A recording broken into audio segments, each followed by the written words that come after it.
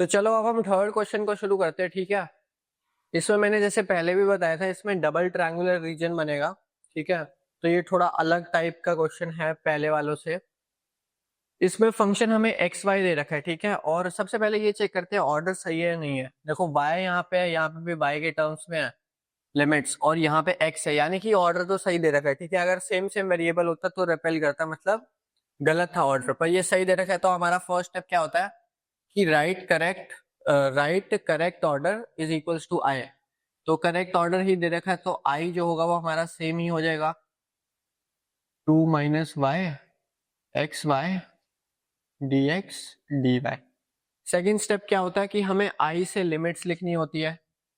तो देखो dx अंदर है, यानी कि अंदर वाली लिमिट्स ही x के लिमिट्स होंगी, यानी कि x is equals to 2 - y और x is equals to y। उसके बाद बाहर y है, तो बाहर वाली लिमिट्स ही y के लिमिट्स होंगी, y इज इक्वल्स टू 1 और y इज इक्वल्स टू 0। ठीक है, ये दोनों तो हम प्लॉट कर लेंगे डायग्राम में, ये दोनों नहीं कर पाएंगे, तो इन दोनों की हम टेबल्स बनाते हैं ताकि पॉइंट्स निकाल पाए। ठीक है, तो x y, एक बार 0 डाल दो x को तो y 2 आ जाएगा, y को 0 डाल दो एक बार तो भी x2 आ जाएगा। यानी कि हमारे पास पॉइंट्स कौन से आ गए, 0,2 और 2,0। अगर हम इसकी बात करें x इज टू वाई के पॉइंट्स, तो अब तुम्हें रट गए होंगे, 0 0 1 1, तो 0,0 और 1,1। ठीक है, अब थर्ड स्टेप क्या होता है, गिवन ऑर्डर क्या हो गया, dx dy, change of order या फिर चेंज्ड ऑर्डर, कुछ भी लिख सकते हो, ठीक है, कोई दिक्कत नहीं है, dy dx। वैसे जब फ्लिप कर दो, अब चेंज्ड ऑर्डर जो है वो dy dx है, यानी कि वर्टिकल फिक्स स्ट्रिप बनेगी, और गिवन ऑर्डर dx dy है, यानी कि हॉरिजॉन्टल थिन स्ट्रिप बनेगी। ठीक है, इन इक्वेशंस को मैं यहाँ पे लिखता हूँ और यहाँ पे अब मैं डायग्राम बनाता हूँ। अब देखो ये चारों मैंने इक्वेशंस लिख रखी है, ठीक है, और ये हम डायग्राम प्लॉट करने वाले हैं। जब तुम एग्जाम में लिखोगे ना इस आंसर को, तो लिख देना from 1 2 3 and 4 this is the diagram that we are plotting. ठीक है, अच्छा, काफी लोगों को बहुत दिक्कत है ये इसको प्लॉट करने में, ठीक है। तो उसका आसान तरीका ये है कि जब भी तुम प्लॉट कर रहे हो ना, हमेशा पहले फंक्शंस को प्लॉट करो और फिर इक्वेशंस को प्लॉट करो। जो ऐसी नॉर्मल इक्वेशंस है उनको प्लॉट करो, जिसमें वेरिएबल दे रखा है पहले उन इक्वेशंस को प्लॉट करो। ठीक है, अच्छा, और एक चीज और कर लो, जब ये दो इक्वेशंस है, ठीक है, हम ये देखते हैं ये इंटरसेक्ट करेगी कहीं पे या नहीं। हमें ये देखना है ये जो दो इक्वेशंस है इनकी जो लाइन बनेगी वो इंटरसेक्ट किस पॉइंट पे करेगी, ताकि हम ग्राफ आसानी से बना पाए, ठीक है, ज्यादा दिक्कत ना हो। तो जब भी दो क्वेश्चंस गिवन है, जब भी दो फंक्शंस गिवन है या फिर, तो हम इंटरसेक्शन पॉइंट में निकालेंगे। तो कैसे निकालेंगे, इसमें से किसी की भी वैल्यू किसी और इक्वेशन में सब्स्टिट्यूट कर दो। तो या तो हम x इज टू वाई इसमें सब्स्टिट्यूट कर सकते हैं, या x is equal to 2 - y हम इसमें सब्स्टिट्यूट कर सकते हैं। तो हम क्या करते हैं अभी के लिए, ये वाली जो वैल्यू है वो हम इसमें सब्स्टिट्यूट कर देते हैं, यानी कि x की जगह y आएगा, यानी कि y is equal to 2 - y। इसको सॉल्व करेंगे तो 2y इज इक्वल टू 2 आ जाएगा, यानी कि y 1 आ जाएगा। अब y इज इक्वल टू 1 को इन दोनों में से किसी भी इक्वेशन में डाल दो तो x की कॉरेस्पॉन्डिंग वैल्यू मिल जाएगी। ठीक है, तो अगर ये तो सीधा हम देख ही पा रहे हैं कि y को 1 डालेंगे तो x भी 1 आएगा, तो यानी कि x 1 हो गया। y को हम यहाँ पे भी डालेंगे, अगर 2 - y x 1 हो गया। ठीक है, तो x 1 है जब y 1 है, तो यानी कि इंटरसेक्शन पॉइंट क्या आ गया, 1,1। ठीक है, अब हम प्लॉट करते हैं इस इक्वेशन को, 0,2 और 2,0, 0,2 यानी कि x0 y2, x0 y2। ठीक है, तो 0,2 हमने यहाँ पे प्लॉट कर दिया। अब हम बात करते हैं 2,0 की, यानी कि x2 y0, यानी कि कहीं यहाँ पे। ठीक है, इनको ज्वाइन कर दो। उसके बाद है x is equal to Y, 0,0 और 1,1। 0,0 तो यहाँ आएगा, 1,1 कहीं पे भी आ सकता है, पर देखोगे इंटरसेक्शन पॉइंट 1,1 ही है, यानी कि ये लाइन जब इस फंक्शन को सब्स्टिट्यूट कर रही है ना, तो ही 1,1 पॉइंट आ रहा है। ठीक है, ठीक है, अब हमने ये दोनों इक्वेशंस प्लॉट कर दिए, अब ये दोनों करते हैं। y इज इक्वल टू 0, तो यही वाली लाइन हो जाएगी, y इज इक्वल टू 0, और y इज इक्वल टू 1 ये वाली लाइन हो जाएगी। ठीक है, इसको आगे भी करेंगे पर ये 1,1 जो पॉइंट है वो कट न जाए, इसलिए मैंने यहाँ पे स्पेस छोड़ दिया। ठीक है, ये पूरी हो गई। तो यानी कि एक लाइन, एक दूसरी ये लाइन, तीसरी ये लाइन और चौथी ये लाइन, इनका कॉमन रीजन क्या रहा है? ये पूरा ट्रायंगल। ठीक है, ये जो पूरा ट्रायंगल है। ठीक है, अब अगर तुम देखोगे इस रीजन में, ये जो पूरा रीजन आ रहा है, इसमें दो फंक्शंस यूज हो रहे हैं। ठीक है, दो इक्वेशंस यूज हो रही है जहाँ पे वेरिएबल लिखा हुआ है। ठीक है, इसका मतलब हम इस रीजन को दो रीजन्स में डिवाइड करेंगे ऐसे। ठीक है, तो अब ये वाला रीजन जब तुम देखोगे, यहाँ पे एक ही फंक्शन यूज हो रहा है और यहाँ से चेंज हो गया फंक्शन, तो हमने दूसरा रीजन बना दिया। समझ आ गया? देखो, डबल डबल ट्रायंगुलर रीजन बन गया ना, यही था बस इस क्वेश्चन में।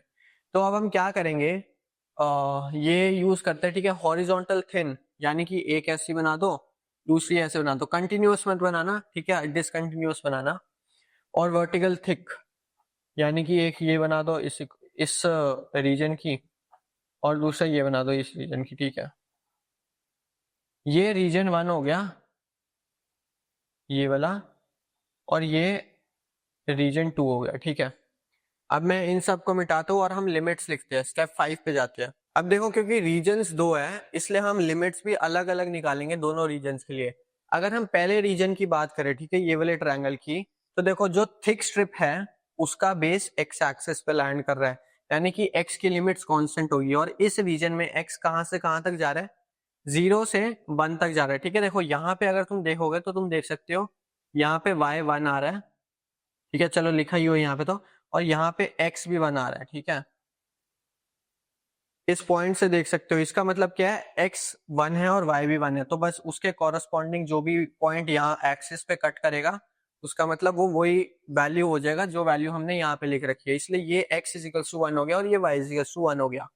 ठीक है, आप देखोगे जो पहला रीजन है उसकी वैल्यू x के टर्म्स में कहां से कहां तक जा रही है? देखो, 0 से लेके 1 तक जा रही है, यानी कि x को हम लिखेंगे 0 और x को हम लिखेंगे 1, ये लोअर लिमिट, ये अपर लिमिट। अब y के अगर हम देखेंगे तो y जा रही है 0 से 1 तक। ठीक है, बट हम फंक्शन के अकॉर्डिंग बढ़ेंगे। देखो, मैं तुम्हें ये समझा देता हूँ, जो मैं ये थिक वाली चीज कह रहा हूँ ना, ये बस सिंप्लीफाई करने के लिए, ताकि तुम्हें कंफ्यूजन ना हो। बट अगर तुम लॉजिकली भी सोचोगे ना, तो देखो ये जो ट्रायंगुलर रीजन है उसमें x जो वैल्यू बढ़ रही है वो ऐसे सीधी बढ़ रही है, बट इस रीजन में जब तुम y की वैल्यू देखोगे ना, तो देखो यहां से शुरू होके ये ऐसे नहीं बढ़ रही, वैल्यू वैल्यू ऐसे बढ़ रही है, फंक्शन के अकॉर्डिंग बढ़ रही है। ठीक है, इसलिए हम फंक्शन के अकॉर्डिंग ही y की लिमिट्स लिखेंगे। तो y को हम देखो, यहाँ पे y स्टार्ट तो 0 से ही हो रहा है पर बढ़ रहा है इस इक्वेशन के अकॉर्डिंग। ये कौन सी इक्वेशन थी? x इक्वल्स टू y, यानी कि y 0 हो जाएगा और y x हो जाएगा। ठीक है, इस इक्वेशन से मैंने y की वैल्यू लिख दिया। अब अगर हम इसकी बात करें, ठीक है, सेकंड क्वेश्चन की, सेकंड रीजन की, सॉरी, इसकी इक्वेशन क्या थी? x equals to 2 minus 5। ठीक है, अब देखो यहाँ पे देखो x की वैल्यू कहां से कहां तक जा रही है? 1 से लेके 2 तक जा रही है, यानी कि यहाँ पे x की लोअर लिमिट 1 होगी और अपर लिमिट 2 होगी। y की अगर हम बात करें तो देखो y ऐसे नीचे से ऊपर जा रहा है। ठीक है, तो नीचे से ऊपर जा रहा है तो 0 से स्टार्ट तो 0 से ही हो रहा है और बढ़ इस फंक्शन के अकॉर्डिंग है। ठीक है, देखो 0 से लेके ऐसे बढ़ रहा है। तुम ये मत सोचना मैं पीछे कैसे जा रहा हूं, हम y को वर्टिकली देखेंगे। ठीक है, तो वर्टिकली इसकी वैल्यू ऐसे बढ़ रही है। ठीक है, तो 0 से शुरू हो रहा है और बढ़ रहा है इस फंक्शन के अकॉर्डिंग, इस फंक्शन के अकॉर्डिंग। तो y की वैल्यू यहाँ पे क्या आएगी? y को इधर कर दो, x को उधर कर दो, तो y is equal to 2 minus X, यानी कि y इज इक्वल टू 0 और y is equal to 2 minus X. ठीक है, आई होप ये समझ आ गया। अब जो हमारा चेंज ऑर्डर क्या था? चेंज ऑर्डर था dy dx। ठीक है, तभी हमारी वर्टिकल स्टेप बनी। मैं यहाँ पे भी लिख देता हूँ, चेंज्ड ऑर्डर dy dx। ठीक है, तो अब हम क्या करने वाले हैं, हम जो यहाँ पे आंसर लिखेंगे वो I1 के इक्वल होगा और यहाँ पे जो आंसर लिखेंगे वो I2 के इक्वल होगा। ठीक है, हमने बस नेम दे दिए। ठीक है, उसको कैसे लिखेंगे? I1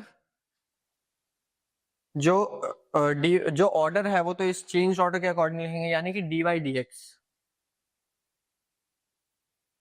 इसे ढंग से लिख देता हूं, dy dx, यहां पे भी आएगा dy dx, और फंक्शन का दे रखा है X Y, X Y, X Y. अगर हम लिमिट्स की बात करें तो देखो y अंदर है यानी अंदर वाली लिमिट्स y की लिमिट्स होंगी 0 और x बाहर लिखा है यानी कि बाहर वाली लिमिट्स x की लिमिट्स होंगी 0 और 1। y अंदर लिखे यानी कि अंदर वाली लिमिट्स y की लिमिट्स होंगी यानी 0 और 2 माइनस x। और अगर हम देखें तो dx बाहर लिखा यानी कि बाहर वाली लिमिट्स x की लिमिट्स होंगी। ठीक है, अब देखो हमने I1 लिख लिया, I2 लिख लिया, पर इस क्वेश्चन का जो आंसर होगा ना वो क्या होगा, I इसका आंसर होगा जो होगा I1 प्लस I2। ठीक है, तो हम इसको एक डबल इंटीग्रेशन के क्वेश्चन की तरह सॉल्व करेंगे, इसको भी हम एक डबल इंटीग्रेशन के क्वेश्चन को की तरह सॉल्व करेंगे। दोनों में जो भी आंसर आएगा उनको यहाँ लिखेंगे और उनका एडिशन करके हमारे पास फाइनल आंसर आ जाएगा जो कि होगा I। ठीक है, अब मैं इनको यहाँ पे लिखते हुआ सॉल्व करके दिखाता हूँ। तो चलो सबसे पहले हम फर्स्ट पार्ट को सॉल्व करते हैं। ठीक है, फंक्शन क्या है, एक्स वाई है और हमें किसके रिस्पेक्ट में इंटीग्रेट करना है, वाई के रिस्पेक्ट में, यानी कि एक्स यहाँ पे कांस्टेंट की तरह ट्रीट होगा। तो एक्स को तो ऐसे ही रहने दो, वाई का इंटीग्रेशन क्या होगा, वाई स्क्वायर अपॉन 2, लिमिट्स लगा दो एक्स 0, ये सेम टू सेम ऐसे लिख दो। हमने इंटीग्रेट वाई के रिस्पेक्ट में करा है तो लिमिट्स भी हम जो सब्स्टिट्यूट करेंगे वो वाई में ही सब्स्टिट्यूट करेंगे।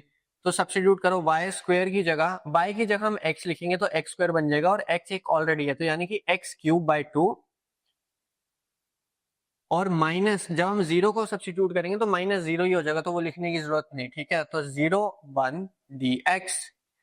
अब देखो हम क्या करेंगे, इसको इंटीग्रेट करते हैं। ठीक है, 2 तो कांस्टेंट है तो 1/2 ऐसे लिख दो, और एक्स क्यूब का इंटीग्रेशन क्या हो जाएगा, एक्स की पावर 4 अपॉन 4, और लिमिट्स लगा दो 1,0। जब हम 0 सब्स्टिट्यूट करेंगे तो पूरा टर्म 0 हो जाएगा, यानी कि बस 1 को सब्स्टिट्यूट करना है, यानी कि 1/8 हमारा आंसर हो जाएगा। ठीक है, अब हम सेकंड को सॉल्व करते हैं।